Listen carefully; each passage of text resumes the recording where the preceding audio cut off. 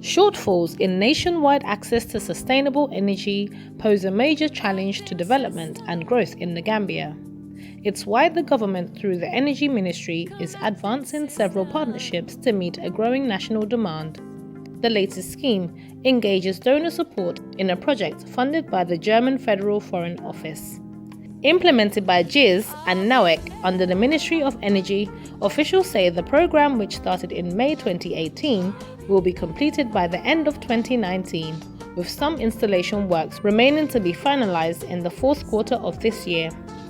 Project consultant Mr. Norbert Kolb described the project as a huge milestone that will expand bilateral relations between the two countries through energy production.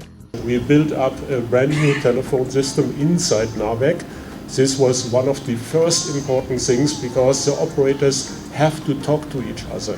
And we are doing that one on the one end with glass fiber cable, where we also transmit all the data and the control things that the people are working in the power stations have a view what others are doing. That is a part of the stability. Expressing his optimism about the project, Mr. Cole said with capacity training provided for staff of the National Energy Company and the new technology in place, the energy sector will enjoy renewed capacity to deliver its mandate. Alpha Robinson, the new managing director of NAWEC, is optimistic about the future, describing the day as a moment of celebration. The NAWEC boss said the project will stabilize power supply in the country. People are telling me that since then, since around the middle of August, the power system has stabilized significantly. Now that's what people are telling me. I certainly feel the same, both at home and at work. So that really bears testimony to what has been achieved here. German Ambassador to Dakar, Senegal, Stefan Ruken, pledged the German government's continued support to partner with the Gambia in all sectors of development. Ambassador Ruken, however, appealed to the government to decentralize its projects across the country as a step that vastly supports development.